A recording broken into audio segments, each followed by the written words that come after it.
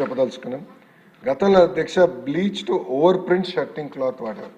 అంటే బ్రీదబిలిటీ ఉండేది కాదు అధ్యక్ష. పిల్లల్ని కూడా మేము పాదయాత్రలో అడిగినప్పుడు ఏంటంటే బ్రీదబిలిటీ లేదు సార్, చెమట పడుతుందంటే మేము ఇప్పుడు యాన్ డైడ్ ఓవెన్ ఫ్యాబ్రిక్ వెళ్ళాం.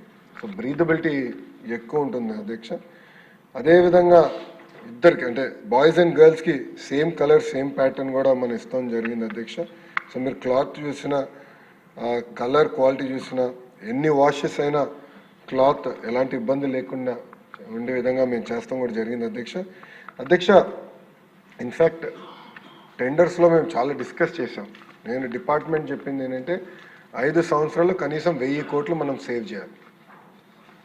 మనం ఇచ్చే సర్వేపల్లి రాధాకృష్ణ గారి పేరుతో కిట్ ఇస్తున్నాం. అంత పెద్ద పేరు పెట్టినప్పుడు పారదర్శకంగా నడిపించాలి, అవినీతి రహితంగా నడిపించాలి, కనీసం 1000 కోట్లు సేవ్ చేయాలని లక్ష్యంతో మేము పనిచేసాం అధ్యక్ష. ఆ కిట్ కానివ్వండి, ఎగ్ సప్లై కానివ్వండి, చిక్కీ సప్లైలో కానివ్వండి, ఇదంతా కూడా పారదర్శకంగా నడిపించాం కనుకనే పోయిన సంవత్సరం సుమారుగా 200 కోట్ల రూపాయలు సేవ్ చేసాం. 5 సంవత్సరాల్లో 1000 కోట్ల రూపాయలు ఈ టెండరింగ్ ప్రాసెస్ ద్వారా మేము సేవ్ చేస్తాం జరిగింది అధ్యక్ష. మీరు ఒకసారి గమనిస్తే గత ప్రభుత్వం ఇచ్చిన bleached over print shirting cloth ఏ ప్రైస్కి అయితే వాళ్ళు కొన్నారు, సుమారుగా ఒక్కొక్క యూనిట్ కాస్ట్ 1061 రూపాయలు అవుతే బెటర్ ఫ్యాబ్రిక్ క్వాలిటీ ఇచ్చి 1080 రూపీస్లో వీఆర్ మేనేజ్డ్ అధ్యక్ష. అదే ఫ్యాబ్రిక్ గతంలో ఇచ్చే ఫ్యాబ్రికే మన ప్రజాప్రభుత్వం ఇచ్చుంటే సుమారుగా 22 కోట్ల రూపాయలు సేవ్ చేసేవాళ్ళం. కానీ పిల్లలకి మంచి ఫ్యాబ్రిక్ ఇవ్వాలి, మంచి క్వాలిటీ ఉండాలి, వాళ్ళు చదువుకునే సమయంలో చౌంట్లు బాగా పడతాం, వాళ్ళు ఇబ్బంది పడతారు, బ్రీదబిలిటీ ఉండాలి, డ్యూరబిలిటీ కూడా ఉండాలి ఫ్యాబ్రిక్ అని నిర్ణయం తీసుకునే అధ్యక్ష. అందుకే మెరుగైన క్లాత్ కూడా పిల్లలకి అందజేసామని గౌరవ సభ్యులు తెలుపుకుంటూ ఇక్కడ బుచ్చే తాత అన్నాను. బుచ్చే అంకుల్ అంటే బాగుంటుంది. తాతే అధ్యక్ష, తాత లాంటి వారు, ఎందుకంటే అన్నగారితో పనిచేసిన వారు, అపారమైన గౌరవం నాకు ఉంది ఆయన పైన. మేము ఎప్పుడు కలిసినా బుచ్చే తాతే అంటాను, అందుకే క్షమించాలి ఇక్కడ బుచ్చే తాత అనేసాను. కానీ బుచ్చే తాత గారు మీరు ఓకే అంటే ఒక కమిటీ, ఒక ఇన్ఫార్మల్ వర్కింగ్ గ్రూప్ వేసుకుందాం, ఒక 4-5 ఎమ్మెల్యేలు ఆ వర్కింగ్ గ్రూప్లోకి వస్తే ఎలా మెయిన్ స్ట్రీమ్ చేద్దాం దానిపైన చేనేతమైన అధ్యక్ష. చేనేత సోదరులది ఇది ప్రత్యేకంగా ప్రభుత్వానికి ఎట్లా ఇంటిగ్రేట్ చేయాలి, వస్త్రాలు అంటే రాబోయే సంవత్సరం ఏమైనా ఎలా చేస్తే బాగుంటుంది దానిపైన మీరు కూడా ఇన్పుట్ ఇస్తే బాగుంటుందని నేను మిమ్మల్ని కోరుతున్నాను. మీరు ఇవి సమావేశం అయిన తర్వాత కొన్ని పేర్లు ప్రతిపాదిస్తే నేను ఒక వర్కింగ్ గ్రూప్ వేస్తాను. మీ నాయకత్వంలో ఇది మెయిన్ స్ట్రీమ్ చేద్దని గౌరవ తాతయ్య గారిని కోరుతున్నాను. సబ్సిడీ మీద ఇస్తామని కేంద్ర పథకాలు కూడా ఉన్నాయి, వాటిని కూడా ఇన్కార్పొరేట్ చేసి వాళ్ళు ఎలా సర్వైవ్ చేయగలం, సస్టైన్ చేయగలం అనే దాని మీద అంటే 2 విషయాలు. ఒకటి వచ్చేసి మీరు అన్నట్టు వృత్తిని కాపాడాలి, వృత్తిని ప్రోత్సహించాలి, అది ఒకటి. రెండోది చేనేత సోదరులు తయారు చేస్తున్న వస్త్రాలని మెయిన్ స్ట్రీమ్ చేయాలి, అంటే ప్రభుత్వంలోకి సప్లై కరెక్ట్గా వచ్చేదే చేయాలి. 2 ఇష్యూస్ నేను అనుకునేది అధ్యక్ష. నేను కోరేది ఏంటంటే ఫస్ట్ ఇష్యూ మెయిన్ స్ట్రీమింగ్ చేద్దాం, అంటే గవర్నమెంట్ సప్లై పర్ఫెక్ట్ చేసి పేమెంట్ సైకిల్ పర్ఫెక్ట్గా చేద్దాం, అది ఒకటి. రెండోది మీరు అన్నట్టు ఒక సిస్టమ్ క్రియేట్ చేసి మెయిన్ స్ట్రీమింగ్ చేద్దాం. ఆ కమిటీలో సవిత గారిని కూడా నేను రిక్వెస్ట్ చేస్తాను, మీ సమావేశం అయిన తర్వాత మేడం గారిని కూడా ఆ కమిటీలో భాగస్వామ్యం చేసి అందరం కూర్చుని డిస్కస్ చేస్తే శాశ్వతమైన పరిష్కారం చూపించాలి, వాళ్ళకి భవిష్యత్తు ఒక మంచి భవిష్యత్తు చూపించాలని బుచ్చే తాత గారు కోరుకుంటూ అధ్యక్ష మీ అనుమతితో ఒక చిన్న విషయం అధ్యక్ష. కమిటీలో కాళహస్తి ఎమ్మెల్యే గారు కూడా ఉంటా ఉంటున్నారు. డన్ అధ్యక్ష శ్రీకాళహస్తి ఎమ్మెల్యే గారు మార్కెటింగ్ బాగా చేసుకుంటారు అధ్యక్ష. ఎందుకు చెప్తున్నానంటే మన మహిళలందరికీ చేనేత వస్త్రాలు పెట్టారు అధ్యక్ష. బ్రహ్మణికి కూడా అదే విధంగా చేనేత వస్త్రం గిఫ్ట్ చేశారు.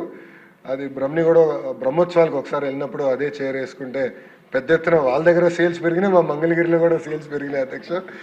అంటే అధ్యక్ష ఇది ఎందుకు చెప్తున్నానంటే అందరిపైన బాధ్యత ఉంది అధ్యక్ష. ఇది ఏంటంటే కేవలం ఒక్కరితో అయ్యేది కాదు, అందరూ ఒక ప్యాషన్గా కమిట్మెంట్గా తీసుకుని ఏదో ఒక సందర్భాల్లో ఈ వస్త్రాలు వాడతాము, మార్కెట్ చేస్తే అప్పుడు ఓవర్ పీరియడ్ ఆఫ్ టైం ఇది సస్టైన్ చేసేందుకు అవకాశం ఉంటుంది అధ్యక్ష. డెఫినెట్లీ సుధీర్ రెడ్డి గారిని కూడా కమిటీలో బుచ్చే తాత గారు ఒప్పుకుంటే, ఎందుకంటే ఇప్పుడు ఆయన కమిటీ చేరని నేను నిర్ణయించాను కనుక తాతయ్య ఒప్పుకుంటే మీ పేరు మిమ్మల్ని కూడా కమిటీలో భాగస్వామ్యం చేస్తామని.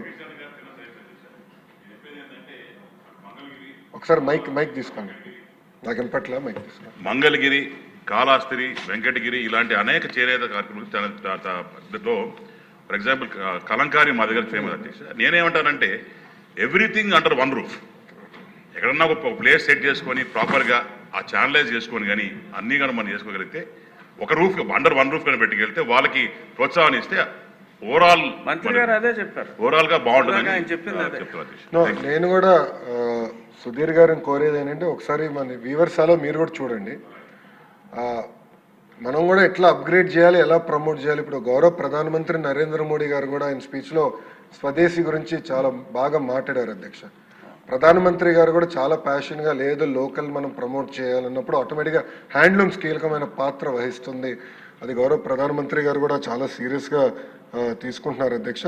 సో అది నేను పర్సనల్గా తీసుకుందాం. We will drive it to a logical conclusion and deliver on it అధ్యక్ష. రెండో విషయం అధ్యక్ష, మీ అనుమతితో అధ్యక్ష, ప్రజాప్రభుత్వం అధికారంలోకి వచ్చిన తర్వాత గౌరవ ముఖ్యమంత్రి గారు చేసిన తొలి సంతకం మెగా డిఎస్సి అధ్యక్ష. 5 సంవత్సరాలు ఎక్కడ గత ప్రభుత్వం ఒక్క డిఎస్సి కూడా ఏర్పాటు చేయలేదు అధ్యక్ష. సో సుమారుగా 16,000 మంది ఉపాధ్యాయులతో మెగా డిఎస్సి మన ప్రభుత్వం ఏర్పాటు చేసిన అధ్యక్ష. ఇక్కడున్న గౌరవ సభ్యులందరి సహకారంతో 2025లో నోటిఫికేషన్ చేశాం, ఎగ్జామ్స్ నిర్వహించాం, సర్టిఫికేట్ వెరిఫికేషన్ చేశాం. రేపు ఉపాధ్యాయులందరికీ లెటర్స్, అపాయింట్మెంట్ లెటర్స్ మనం అందజేయబోతున్నాం అధ్యక్ష. ఇది చాలా గర్వకారణం. కూటమి ప్రభుత్వాన్ని తొలి విజయం ఇది. ఎందుకంటున్నానంటే ఎప్పుడు డిఎస్సి నోటిఫికేషన్ ఇస్తే స్టే వచ్చేది, లేదంటే ఇబ్బంది పెట్టేవారు అధ్యక్ష. ఇప్పటికీ సుమారు వైకాపా నాయకులు 100 కేసులు వేశారు అధ్యక్ష. దీన్ని 100 కేసెస్ వేశారు డిఎస్సి పైన. 80% డిఎస్సి ఆపాలి, జరగకూడదు అపాయింట్మెంట్ అని వాళ్ళు కేసులు వేశారు అధ్యక్ష. కానీ నోటిఫికేషన్ పకడ్బందీగా ఇచ్చాం కనుకనే ఎక్కడ ఒక్క స్టే కూడా రాలేదు. చాలా పారదర్శకంగా నడిపిస్తున్నాం అధ్యక్ష. అండ్ రేపు గౌరవ ముఖ్యమంత్రి, ఉప ముఖ్యమంత్రి గారి నాయకత్వంలో పెద్ద ఈవెంట్ ఒకటి నిర్వహిస్తాం. సుమారుగా 16,000 మంది ఉపాధ్యాయులు వాళ్ళ కుటుంబం నుంచి ఒకరు, అంటే 32,000 మందితో సచివాలయం పక్కనే అధ్యక్ష మెగా డిఎస్సి ఈ ఆఫర్ లెటర్స్ అనేది మేము అందజేస్తాం జరుగుతుంది అధ్యక్ష. అందరికీ మీ టేబుల్ పైన ప్రత్యేకంగా ఆహ్వానం కూడా మీకు పెట్టాం అధ్యక్ష.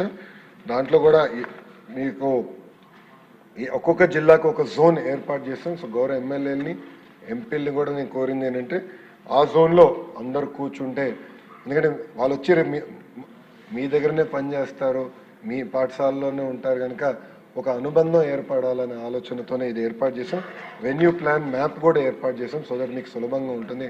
దయచేసి ఈ కార్యక్రమాల్లో గౌరవ ఎమ్మెల్యేలందరూ పాల్గొనాలని సభాముఖంగా కోరుకుంటున్నాం.